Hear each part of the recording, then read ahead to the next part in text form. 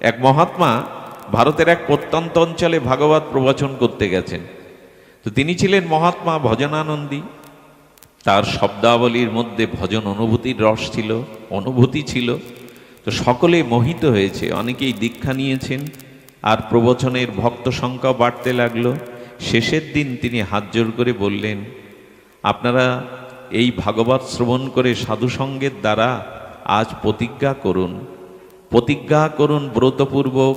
যারা নেশা করেন, যাদের কুঅভ্যাস আছে, তারা একটা অন্তত পতিত কর্ম থেকে বিরত হবেন। আপনারা আজ প্রতিজ্ঞাপূর্বক এটা ব্রত করুন।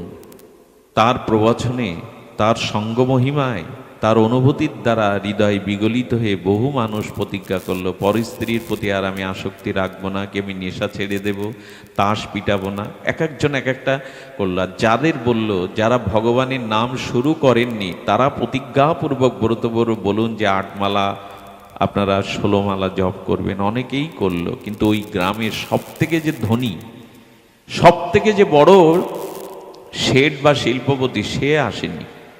সবাই ধরল, বাবা আপনার অনুভূতি, আপনার প্রবচন, আপনার প্রজ্ঞা আমাদের হৃদয় বিগলিত করেছে। কত পাষাণ্ড ব্যক্তিও সৎ প্রতিজ্ঞা করেছে হরিনামের, অসৎবৃত্তি পরিত্যাগের। বাবা, উনাকে যদি আপনি একটু করুণা করতেন, তাহলে ওনার দ্বারা এই গ্রামের বহুত কল্যাণ হতো। বলে, আমি তো যেতে পারি না, ওনাকে এখানে আনো। তো এখন এমন একজন আচার্য, তিনি যদি আহ্বান করেন, উপেক্ষা করবেন কি? শেঠ এসে দাঁড়িয়েছে। দাঁড়ানোর পরে বললেন, দেখুন আপনি আমাকে যতই উপদেশ দিন, আমি হরিনাম ভজন সাধনগুলো আমার করবার অবসর নেই, রুচিও নেই। আর আপনি অন্য কিছু বলুন, ভজন বাদে। কি বলছেন কথাটি? ভজন বাদে আপনি অন্য কথা বলুন। উনি বললেন, বাবু আমি তোমাকে ভজনের কথা বলবো না, অন্য কথাই বলছি, তবে তোমাকে একটু প্রতিজ্ঞা করতে হবে, এটা তোমার সামর্থ্যে আছে, তুমি পারবে। প্রতিজ্ঞা করলেন। প্রতিজ্ঞা হলো, আচ্ছা তোমার বাড়ি কে বাস, বাড়ির সামনে কার বাড়ি? বললো, একটা কুমোরের বাড়ি। কুমোর মানে যারা মাটির বস্তু, মৃৎশিল্পী যারা। তো বললেন, আচ্ছা তুমি এক কাজ করো, তুমি সকালবেলা উঠে জল গ্রহণের আগে, অন্ন গ্রহণের আগে একবার ওই কুমোরের মুখটা দেখবে। কুমোরের মুখ না দেখে তুমি জল গ্রহণটা, এটা সম্ভব কি তোমার জীবনে? এতে ভজন নেই কিছু। বললেন, হ্যাঁ এটা বলতে পারেন, কারণ ও ডাকলেই তো আমার সামনে আসবে, ওর মুখ দেখে না হয় 1 গ্লাস জল খাবো। দীর্ঘ 10 বছর এই অভ্যাসটাও রেখেছে। 10 বছর পরে কাছে না থাকলে ওকে ডেকে আনে। একদিন তো বেলা 10টা বেজে গেছে, সেট অফিসে বা বাণিজ্যালয়ে যাবে, কোমরকে দেখছে না। স্ত্রীর কাছে গিয়ে বলছে, কই, ওর মুখটা তো দেখা দরকার। কাউকে বলেনি কারণটা। তো বলছেন, উনি পাহাড়ে মাটি আনতে গেছে, বিশেষ কিছু তৈরি করবেন, এই জন্য পাহাড়ের মাটি দরকার। উনি কিছু দূরে পাহাড় ছিল, পাহাড়ি এলাকা, পাহাড়ে মাটি আনতে গেছে। উনি বললেন, না খেয়ে তো থাকা যাবে না, যাই একটু।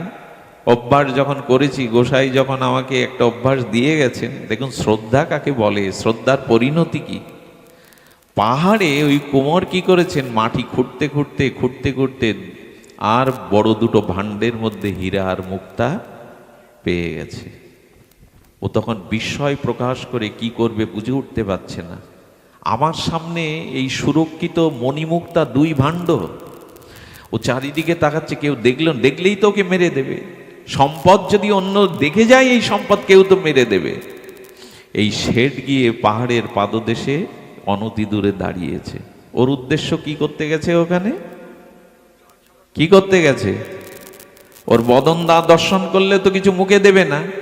হ্যাঁ, তখন শেঠ বলছে, কি গো, আমি দেখেছি তোমায়। বলে, সর্বনাশ, ইনি তো দেখেই ফেলেছেন। দেখেছি মানে ওই কথা যদি উচ্চারণ করে কি বোঝায়? সামনেই তো সেই হীরা মুক্তার ভাড়া, বলছেন আমি দেখেছি। দেখতে এসেছিলাম, আমরা দেখেছি। উদ্দেশ্য তো ওর মুখ দেখা। সঙ্গে সঙ্গে ঘোড়া নেমে এসে পায়ে পড়ে বলছেন, শেঠ আমি এর অর্ধেক ভাগ আপনাকে দেব, কাউকে বলবেন না। অনেক দিনের দরিদ্র জীবন, যদি ধনী হতে পারে আমি অর্ধেক আপনাকে 50-50 দিয়ে দিচ্ছি। মুক্তাগুলো যখন সামনে দিয়েছে, বিস্ময় প্রকাশ করে এই প্রথম তার চোখে জল এলো। ওই সাধুর কথা মনে পড়ল। উনি ভজন বাদে আমাকে একটা নিয়ম দিয়েছিলেন যে আমি কোমরের মুখ দেখে যেন জল স্পর্শ করি, আর সাধু বাক্য আমি নিষ্ঠার সহিত পালন করে আজ মুখ দেখতে গিয়ে আমি হীরা মুক্তার মুখ দেখলাম, যে সম্পদ আমার ভাণ্ডারেও নেই। আমি যদি এই প্রতিজ্ঞা না করে এই করতাম, সকালে উঠে আমি শ্রী গুরুদেবের বদন দেখব, রাধা মাধবের বদন দেখব, আমি ভগবান পেয়ে যেতাম, ভগবান পেয়ে যেতাম। এই জন্য আমাদের উচিত হলো একটা সৎ সংকল্প, দৃঢ়তা, শ্রদ্ধার সহিত ধারণ করা। কিন্তু আজ সব নষ্ট হতে বসেছে। আমরা শরীরের রোগটা দেখছি, আমাদের মনের রোগটা দেখছি না। মনের রোগটা আমরা সারাবার চেষ্টাও করছি না। দেখুন, সব থেকে বড় কথা হলো, আমার সামনে কেউ দুতলা বাড়ি করলে আমার মনে হয় আমি আর একতলা বেশি করলে সেটাই শোভা পায় কিনা। ও যে জামা গায়ে দিয়েছে তার থেকে উন্নত বস্তু যদি আমি পরিধান করতে পারি আমার সার্থক। ও যে টাকার বস্তু ক্রয় করে তার থেকে যদি আমি একটু ভালো গাড়ি কিনতে পারি, এই প্রতিযোগিতা জগতে এখনো শুরু হয়েছে। কিন্তু এই প্রতিযোগিতা হয়নি উনি সাধু, আমি কেন ওর থেকে বড় সাধু হব না, উনি সৎ, আমি কেন ওর থেকে বড় সৎ হব না। এই প্রতিযোগিতা কার মধ্যে নাই। প্রতিযোগিতা ওর দুতলা তো আমার চারতলা হতেই হবে, ওর গায়ের জামাটা $100 আমার $200 হতে হবে। এই তো এটা ধর্মের মধ্যেও শুরু হয়ে গেছে। ওই পাড়ার যোগ্য প্যান্ডেল 30,000 টাকা, আমার যজ্ঞের প্যান্ডেল 1 লাখ টাকার। শুরু হয়েছে এটাই। কিন্তু এইটা শুরু হয়নি উনি সাধু, উনি ভক্ত, আমি কেন ওনাকে ছাপিয়ে যাব না, আমি কেন ওনার থেকে বেশি ভজন প্রিয় হব না। এই সংস্কার আমাদের নেই। আর সংস্কারগুলো নষ্ট হতে শুরু করেছে। সকালবেলা উঠে ছোটবেলায় তিতো দিত মা, 14 শাক বেটে হোক, আর ওই যে কি পাতা বলে, তিতো দিত। কাশি হলে কি পাতা খায় বাবা? বাসকের পাতা ইত্যাদি। হ্যাঁ, আগে এইগুলো আমাদের খাওয়াতো। তারপরে দেখবেন আগের দিনে নিয়ম ছিল, মা প্রত্যেক সন্তানকে, পরিবারের সবাইকে ভোরবেলা ডেকে দিত। আমি একটা জিনিস আপনাদের বলি, আমি বলছি আমি পারি না, কারণ আমার ফিরে যেতে রাত 4টে বাজবে, আমি পারবো না। কিন্তু বিশ্বাস করুন, মানুষের দেহ মনের শুদ্ধতা 8 আনা পরিমাণ 16 আনার মধ্যে নির্ভর করে, ব্রাহ্ম মুহূর্তে শয্যা ত্যাগ করার মধ্যে, প্রভাতে ঘুম ভাঙার মধ্যে। কিন্তু বর্তমান কালচারটা, ঘরে টিভি এসছে, যন্ত্র এসছে, নেট এসছে, যে কারণে মানুষ অধিক রাত জেগে ভোরবেলা এখন কেউ ওঠে না। জীবনের প্রথম কুসংস্কারটা, অশুভ সংস্কারটা ঢুকেছে আমাদের এইখান থেকে। এখন বেলায় 8টায় ঘুম থেকে না উঠলে আমি কিসের বড় লোক, কিসের শিক্ষিত লোক, কিসের সংস্কার লোক। এই আর যেখানে সকালবেলা উঠে মা একটু তিতো মুখে দিত, এখন হয়েছে ওটা চা আর কফি। এই শুরু হলো। প্রত্যেকটা মানুষের শারীরিক অসঙ্গতি, গ্যাস, অমুক তমুক, লিভার পচে যাচ্ছে, সব কিছু। তার কারণ কি? সকালবেলা উঠেই চা আর চা। গাছে গাছে কাকের কার বাবুদের চার চা। ভগবানের নামও নাই, প্রভাতে উঠাও নাই, ভগবানের চরণামৃত একটু প্রসাদও নাই, চা খাও। আচ্ছা, এরপরে কি হতো?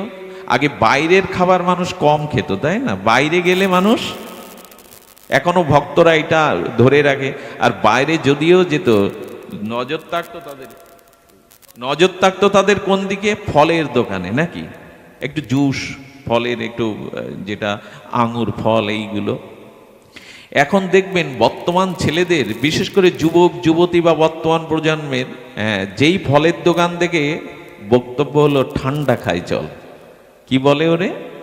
ঠান্ডা হোক, ঠান্ডা হোক, ঠান্ডা খাওয়ার দলে। এগুলো খেলে ভালো থাকে কিছু? সব সংস্কারটাই কুসংস্কারে ভরে গেছে। তারপরে একথা না বলাই ভালো, ঢুকে গেছে বহু কিছু। নেট জগৎ বলুন, টিভি জগৎ বলুন, ইন্টারনেট বলুন, টিভি বলুন, সব কিছু সংস্কারটাই নষ্ট হয়ে গেছে। হিন্দু পাড়া দিয়ে মাঝে মাঝে যায়, গিয়ে দেখি সন্ধ্যাবেলা মায়েরা টিভি চালিয়ে দিয়েছে, জোর করে টিভি চালিয়ে দিয়ে, শঙ্করধ্বনিও নাই, খোলকর্তাল, খোল বাদ দিন, একটা করতাল দিয়ে হরিনাম নাই। সন্ধ্যাবেলা হিন্দুর ঘরে টিভি চলে, সেই ঘরে সে শান্তির প্রত্যাশা করে, দেবতার আশীর্বাদ প্রত্যাশা করে। টিভি দেখতে নিষেধ নেই, কিন্তু ভরা সন্ধ্যাবেলায় শঙ্করধ্বনি মঙ্গলধ্বনি অন্তত নিতাই গৌরের নামটা তো একবার উচ্চারণ হবে, সেটা নাই, সেটা নাই। সেখানে টিভি চলছে 56 প্রহার, 24 প্রহার, 72 প্রহার, অষ্টকালীন লীলা কীর্তন, ভাগবত পাঠের জোয়ার বইছে। ফলাফলটা কি? রোগ কোথায় সারলো আমাদের? ভক্তি কোথায়? শুভ সংস্কার কোথায় আমাদের? এই জন্য শাস্ত্র বারবার সাবধান করেছেন, শাস্ত্র বারবার বলেছেন যে না, সাধু সঙ্গ করে রোগ নির্ণয় করো। কি তোমার রোগ, কি তোমার কুসংস্কার? অনাদিকালের এই কুসংস্কার থেকে আমাদের মুক্তির জন্য প্রয়োজন যেটা, সেই প্রয়োজন তত্ত্বই আমরা সামান্য একটু আস্বাদন করব। অনেকটা এই কথা বলতে ভালো লাগে না, কিন্তু এইখান থেকেই আমাদের একটা উত্তরণের চেষ্টা বিবিধভাবে দরকার। ঘরে অশান্তি দূর করার জন্য তান্ত্রিকের কাছে যাবেন না। তোমার ঘরের দোয়ার পশ্চিম দিকে ফেরা, ওটা পূর্ব দিকে করো, এইসব করে লাভ হবে না। তোমার লাল রংটা চেঞ্জ করে নীল করো, এইসবে কিছু হবে না। যা কিছু হবে শুদ্ধ ভক্তির দ্বারা, ভগবানের ভজনের দ্বারা, ভজনের দ্বারাই হবে। ভজনের দ্বারাই বিশ্ববন্দিত পাবন পদরেণু, দৈন্যের মূর্তিমন্ত বিগ্রহ, কেশিঘাট উপকণ্ঠে আমাদের প্রাতঃস্মরণীয় বন্দনীয় চরণ ছিল মুরারি মোহন দাস বাবাজি মহারাজ। এই বিশ্ববরেণ্য বিশ্বপতিত পাবন উদ্ধারণ উনি বারবার বলতেন, হাতে পাথর রেখে কি করবে? হাতে যে রেখা আছে, গ্রহদোষ আছে, হাততালি দিয়ে নাম করলে ওই রেখাই বদলে যাবে, সমস্ত অমঙ্গল দূর হয়ে যাবে। হাততালি দিয়ে হরি নাম করো, হাততালি দিয়ে হরি নাম করো, নিতাই চাঁদের নাম করো, গৌর বলো। বারবার বলতেন, বারবার বলতেন। আর যাকে খুব ভালোবাসতেন একটু আড়ালে নিয়ে বলতেন, কারো মনে আঘাত দেবে না, অন্যের সেবা নেওয়ার থেকে অন্যের সেবা বেশি করে করবে। এই মহামন্ত্রগুলো দিয়ে গেছেন ভক্তদের মধ্যে। তো আজ আমরা শ্রী গুরুবাক্যের সংস্কারে, ভাগবত সংস্কারে আমরা অনুকরণ প্রিয় হয়ে গেছি এই জগতের সংস্কারের দ্বারা।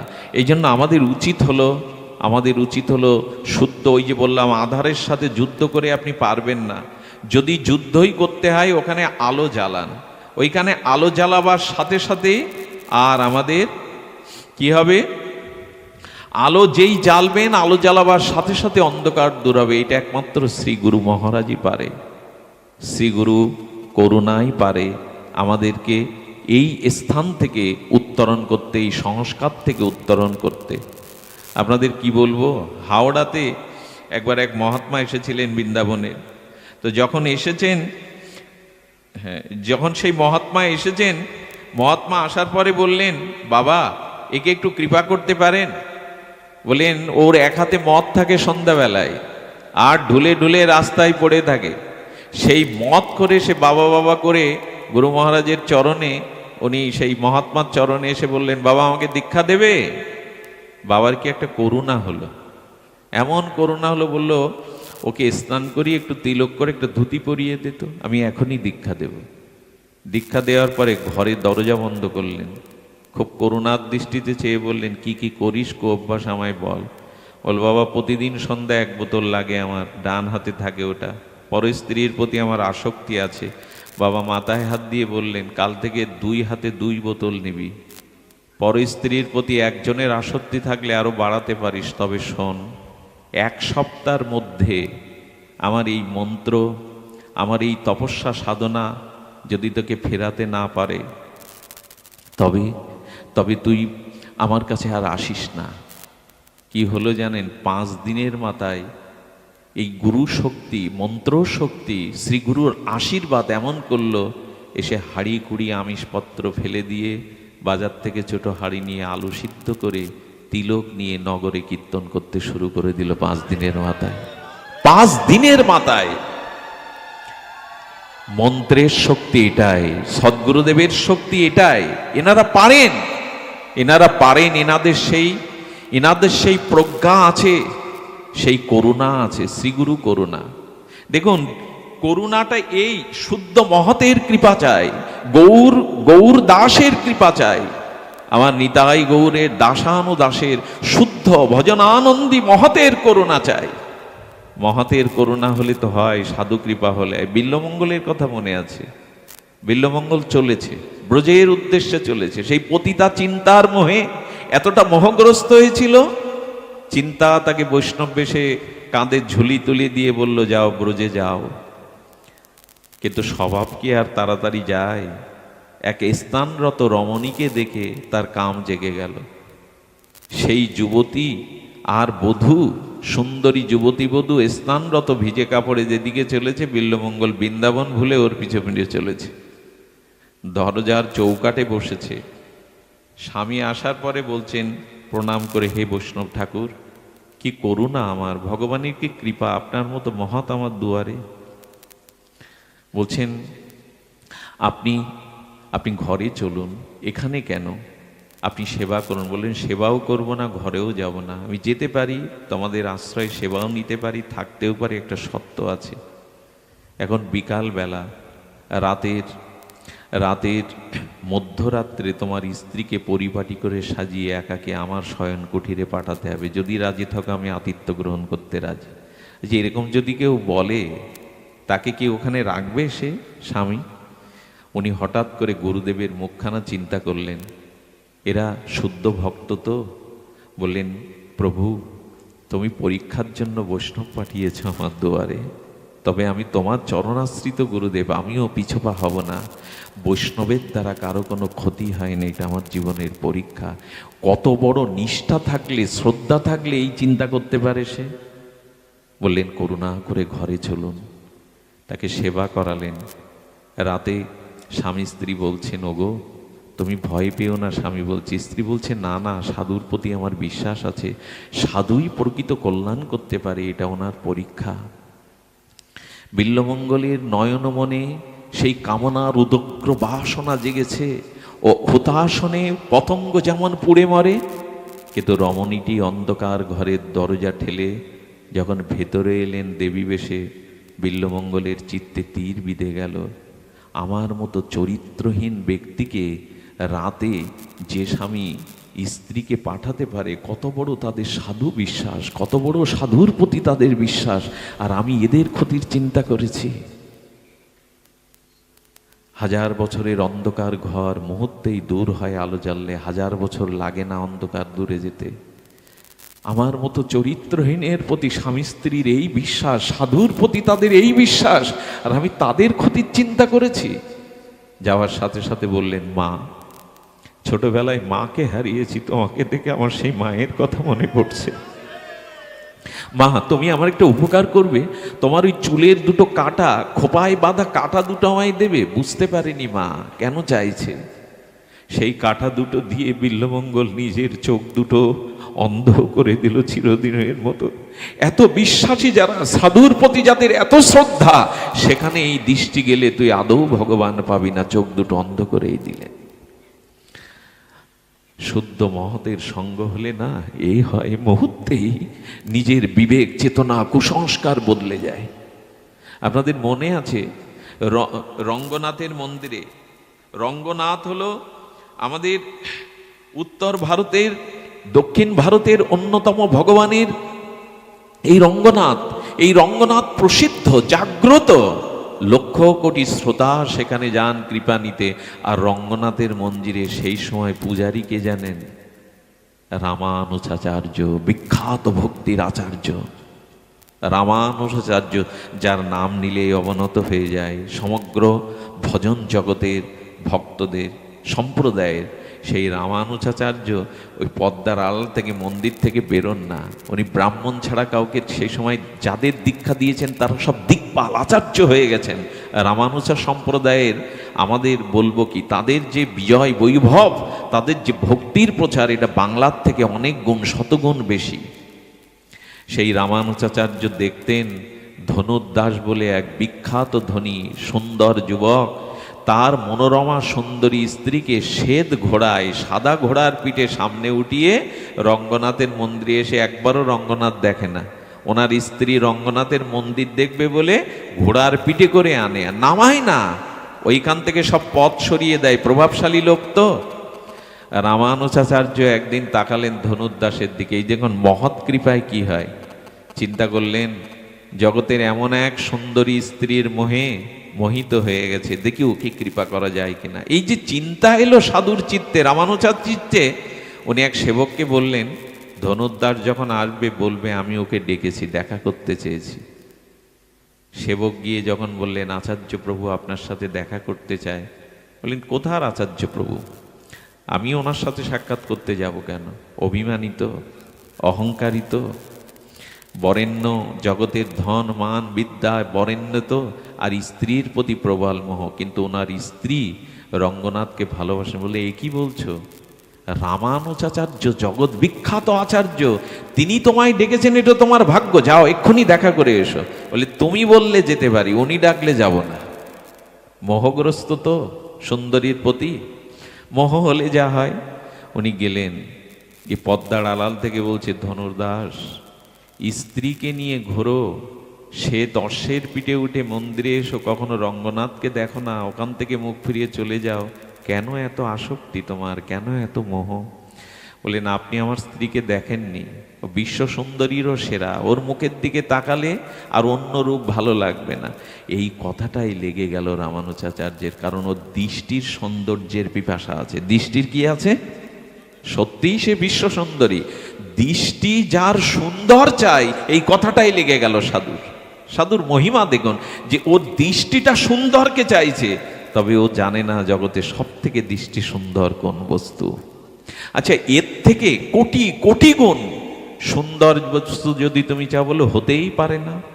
এই জগতে ওর মতো সুন্দর আর কোনো বস্তু হতে পারে না। মোহগ্রস্ত হলে যা হয় জীবের দশা। সঙ্গে সঙ্গে বললেন এখানে 1 মিনিট দাঁড়াও। তিনি মন্দিরে প্রবেশ করলেন, সাক্ষাৎ জাগ্রবীরে রঙ্গনাথকে বললেন প্রভু, যেটুকু তোমার চরণে আকুতি ভক্তি প্রণতি হয়েছে, যেটুকু হৃদয়ে তোমার ভজন সাধন করেছি, আমি ধনুর্দাসকে অর্পণ করছি। তুমি তোমার রূপ একবার সচ্চিদানন্দ রূপ এক ঝলক দেখিয়ে দাও, ওকে দেখিয়ে দাও। আমার ভালো লেগেছে যে ওর নয়ন সুন্দরকে চাইছে, তোমার থেকে সুন্দর তো জগতে কিছু নয়, অনন্ত কুল ব্রহ্মাণ্ডের সৌন্দর্য তোমার মধ্যে দেখিয়ে দাও। যেই নিবেদন করলেন দেখিয়ে দাও, রামানুজাচার্য যেই মহতের আবেদন, ভগবান সর্বদা ভক্তের আবেদন নিবেদন গ্রহণ করেন। ধনুর্দাসকে বললেন এসো, পর্দাটা সরিয়ে দিলেন, 2-4 সেকেন্ডের মধ্যে সাক্ষাৎ ভগবানের সচ্চিদানন্দ বিগ্রহের ঝিলিক দেখিয়ে দিলেন। যেই দেখালেন সেই অপরূপ ঐশ্বর্য মাধুর্য পরাকাষ্ঠা ভগবানের সচ্চিদানন্দ বিগ্রহ দেখার সাথে সাথে মূর্ছিত হয়ে পড়ে গেলেন। মূর্ছা ভাঙলে চোখের জলে ধনুর্দাস বলেছিল বাইরের কোন রূপ আর জগতে আমি দেখব না, ঠাকুর আপনার চরণে থাকবার অনুমতি দিন, আমি মন্দিরের বাইরে জীবনে আর যাব না, অন্য কোন রূপ দেখব না। কিন্তু একটা অনুরোধ, এই রূপ যেন নয়ন ভরে আবার দেখতে পারি, এই রূপ যেন বারবার দেখতে পারি, বারবার দেখতে পারি। আমরা আত্মার সৌন্দর্য কখনো দেখিনি, আমরা সচ্চিদানন্দ ভগবানের সৌন্দর্য কখনো দেখিনি। যারা বিগ্রহ অর্চন করে না, যারা বিগ্রহকে সাক্ষাৎ সচ্চিদানন্দ বিগ্রহ রূপে ভজনা করে, ব্রজেন্দন্দন রূপে যারা বিগ্রহের সৌন্দর্য সেবাতে দেখেছে জগতে, তাদের চোখে আর অন্য রূপ ধরবে না, অন্য রূপ ধরেই না। রূপের নেশা থাকা ভালো, তবে অরূপের রূপ যিনি, তার রূপ দেখলে আর নয়নে অন্য রূপ দাঁড়াবে না। আত্মার সৌন্দর্য দেখেছে যে, বাইরের সৌন্দর্য সে আর দেখতে চাইবে না। এই জন্য আমাদের সৌন্দর্য যদি দেখতে হয়, মন যদি আবিষ্টই করতে হয়, তবে পরমানন্দ সচ্চিদানন্দের। আর এই জন্য গুরু কৃপা চাই, মহৎ কৃপা চাই, সঙ্গ চাই। সাধু সঙ্গ ব্যতীত, মহৎ সঙ্গ ব্যতীত এই ভবরোগ যাবে না, এই দুরারোগ্য ব্যাধিও কখনো যাবে না। এই জন্য কি হয়েছে দেখুন, বারবার বলছেন সাদাং সাদাং মধুবিভরং সিও নামা বলি নাম। মহাপ্রভুর দৃষ্টান্ত দিচ্ছেন প্রবোধানন্দ সরস্বতী। এই রূপটা দেখুন, এই রূপটাই মনে কল্পনা করে নিন। সাদাং সাদাং মধুবিভরং সিও নামা বলিনাথ মাদং মাদং কিমবি বিষভূত বিমস্র গাত্র বারং বারং ব্রজপতি গৌনান গায়তি জল্পন গৌরে দৃষ্ট সকৃতিদপি ন দৃষ্টা তেষু ভক্তি। প্রবোধানন্দ সরস্বতী বা চৈতন্য চন্দ্রামৃত নামক এই মহাগ্রন্থে উনি কি বলছেন? যিনি স্বীয় নামাবলীর অপার মধুমরিমায়, শব্দগুলো কানে নিন, যিনি স্বীয় নামাবলীর অপার মধুরিমায় আস্বাদনে মত্ত কোন এক অপূর্ব ভাবের আবশে ঢলিয়া ঢলিয়া পড়ছেন, যিনি বারবার গাও গাও সবে গোবিন্দের গুণ বলে আর ভাব বিবাহিত এই গৌর বদনকে, এই গৌর শ্রীমূর্তিকে, এই প্রেমমূর্তিকে যে একবার দর্শন করেছেন, তার ভক্তি লাভের আর বিলম্ব নাই, তার প্রেম ভক্তি লাভের আর বিলম্ব নাই। শ্রীমান শ্রী চৈতন্য আর আজানুলম্বিত ভাজু সাদং সাদং হরিনামে মমর্ত শ্রীমান মহাপ্রভুকে গুরু প্রদত্ত মন্ত্রের দ্বারা যিনি হৃদয়ে ধ্যানে বসিয়েছেন, নিতাই চাঁদকে যিনি প্রেমময় মূর্তিকে, কারণ্যময় মূর্তিকে, প্রেম ঘন বিলাস মূর্তিকে যিনি একবার হৃদয়ে ধারণ করেছেন, এ জগতের অন্য রূপ তার কাছে পাংশা হয়ে যাবে, আর সেদিকে তাকাতে চাইবে না। এই জন্য গৌর রূপকে, গৌর চরণকে হৃদয়ে ধারণ করতে হবে।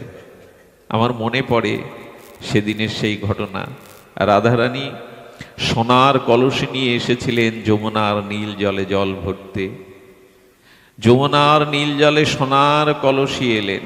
সোনার কলসিটা ঘাটে রেখে কি দেখছেন যেন? বড় মর্মস্পর্শী কথা, এগুলো খুব অনুভববেদ্য কথা। আমরা সময় হয়েছে বিশ্রামের, এই জন্য কথাটি আনছি। রাধারানী হঠাৎ নীল যমুনার জলে দেখছেন তার প্রিয় সুন্দরের বদনখানা, গোবিন্দের প্রিয় প্রাণনাথের বদনখানা দেখে সোনার কলসিটা ঘাটে রেখে গিয়ে জড়িয়ে ধরতে গেছেন। জড়িয়ে যেই ধরতে গেছেন আর খুঁজে পাচ্ছেন না। আবার কুলে উঠলেন, আবার কুলে উঠে জলটা স্থির হয়ে দেখছেন বদনটা আবার প্রতিভাত হচ্ছে, বদনটা আবার প্রতিভাত হচ্ছে। উনি কি করলেন? বাবা বসো। উনি কি করলেন? উনি আবার জলে ঝাঁপ দিলেন, আবার জলে ঝাঁপ দিয়ে আবার জড়িয়ে ধরতে যাচ্ছেন। আসলে ঘটনা হলো কি, পাশ থেকে এক মরমী বলে উঠল, রাধে, হে প্রেমময়ী, গোবিন্দ যমুনার জলের মাঝে নাই, কদম্ব বৃক্ষে উনি বসেছেন, তার প্রতিবিম্বটা জলে পড়েছে, তুমি প্রতিবিম্বকে সাত্তাক ভেবে জড়িয়ে ধরতে যাচ্ছ। যেই প্রতিবিম্বের দিকে একবার তাকিয়েছে, সেই সোনার কলসি জল ভরতে যাচ্ছিল, জলটা একটু দুলিয়ে নেয় মায়েরা কলসি নিয়ে। যেই বদনের দিকে, নয়ন সৌন্দর্যের দিকে, যে গোবিন্দের অপার অসমাদ্য মাধুর্য সাগরের দিকে দৃষ্টি গেছে, সোনার কলসিটা কোন সেই যমুনার জলে ভেসে গেছে। আর ওই দোলাতে দোলাতেই রাধারানী খালি হাতেই ঘরে ফিরলেন। জটিলা কুটিলা আছে তো, এভাবে ভাবে যদি বিভোর হয়, আমাদেরও কত জটিলা কুটিলা বাধা আসে। জটিলা কুটিরা বলছে, বধূ, সোনার কলস সবার ঘরে থাকে না। সোনার কলস দিয়েছিলাম তোমার কাকে যমুনার জল আনতে, কোথায় হারিয়েছ? আগে কলসই এনে দাও, না হলে তুমি মুখ দেখাবে না। রাধারানীর চোখ দিয়ে বিন্দু বিন্দু প্রেমাশ্রু আর পড়ছে। যখন তাকে বারবার জটিলা কুটিলা আর কর্কশ শব্দ দ্বারা আঘাত করছে, শব্দবাণের দ্বারা, তখন ললিতা বিশাখা সে বলছেন, আমরা একটু জানতে দিন কলসিটা কোথায় রেখেছে, আমরা উদ্ধারের চেষ্টা করছি। সখী, বল না সোনার কলস কোথায় রেখেছিস? রাধারানী বললেন, কারো হাতে যদি তামার আংটি থাকে ললিতারে, সে যদি সোনার আংটি পায়, তামার আংটি কে আর রাখে হাতে? যার সোনার আংটি আছে সে যদি হীরার আংটি পায়, তখন সোনার আংটিটা সে ছেড়ে তাদের নয়ন মনে প্রেম তুলিতে অঙ্কিত করব হৃদয়ে। যে সৌন্দর্য দেখলে জগতের আর কোনো সৌন্দর্য আমাকে আকর্ষণ করবে না, ওই প্রেমানন্দ। এই জন্য সনাতন গোস্বামীতে শিক্ষায় বলেছিলেন, সেই রূপের এক কণ ডোবাই সর্ব ত্রিভুবন, সর্বজীব করে আকর্ষণ।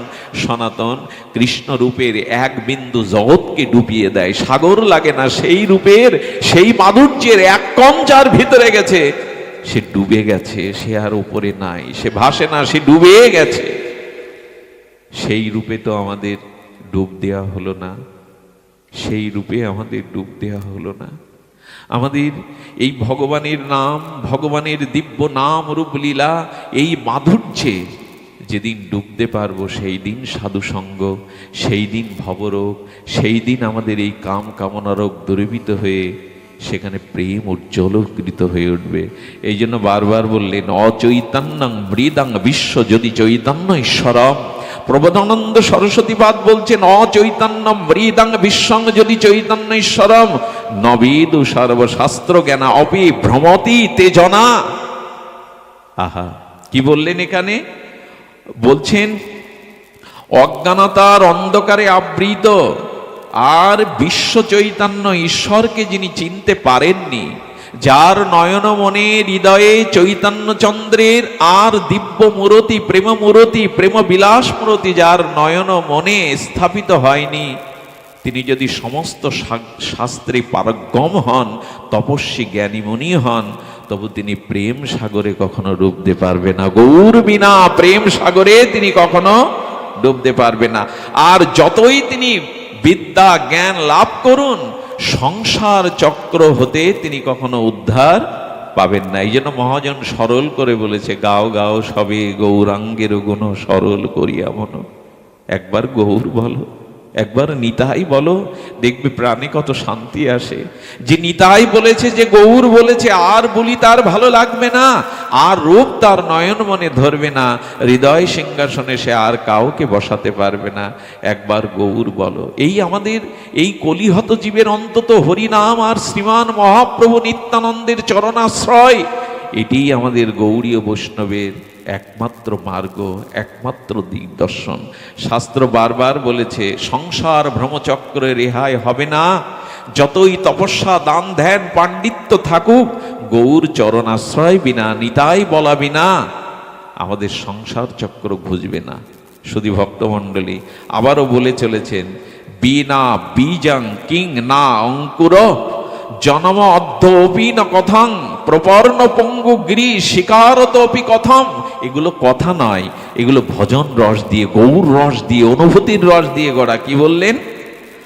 আশ্চর্য প্রভাব সম্পন্ন মনোভাব বিবাহিত আর শ্রীচৈতন্য আশ্রয় বিনা সর্বশ্রেষ্ঠ প্রাপ্তি এ জগতে আর হতে পারে না। কেমন জানেন? বলেন শ্রীকৃষ্ণ চৈতন্য মহাপ্রভুর আশ্রয় বিনা, আমার গৌরগত নিতাইগত প্রাণ বিনা আর তার কখনো শুদ্ধা প্রেম ভক্তির উদয় হতে পারে না। তার কারণ হলো বীজ ছাড়া কোনো বৃক্ষ কি অঙ্কুর হতে পারে? বীজ ছাড়া কি কোনো অঙ্কুর উদ্গম হতে পারে? পারে না। তেমনি গৌর প্রেম ব্যতীত, হরিনাম প্রেম ব্যতীত কারো ভিতরে ভক্তি অঙ্কুর হতে পারে না। এটার কোনো সম্ভাবনা নাই। যদি গৌর বিনা, হরিনাম বিনা, প্রেম বিনা তুমি কিছু পাও, তবে সেটা হবে জন্মন্ধের দেখার মতো। জন্মন্ধ কি দেখে কিছু? জন্মন্ধ দেখে না। তো যদি গৌর চরণ বিনা, হরিনামাশ্রয় বিনা কেউ কিছু পায়, তাহলে জানতে হবে জন্মন্ধও দেখছে। আর পঙ্গু যিনি, তিনি গিরি লঙ্ঘন করছে। গৌর বিনা সম্ভব নয়। নিজ নাম মদমত্ত গৌর পদ কমলের যে মহিমা অনুভূতি যদি করিতে না পারো, তবে হরিভক্তি হইতে চিরদিনই তুমি বঞ্চিত থাকিলে।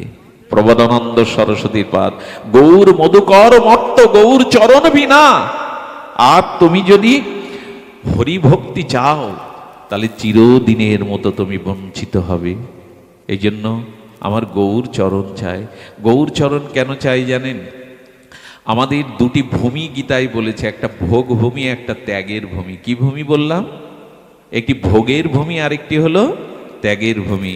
শ্রীচৈতন্য মহাপ্রভুর গৌড়ীয় বৈষ্ণব যারা, তাদের মহাপ্রভু তুলে দিয়েছেন ত্যাগের ভূমিতে, ভোগের ভূমিতে নয়।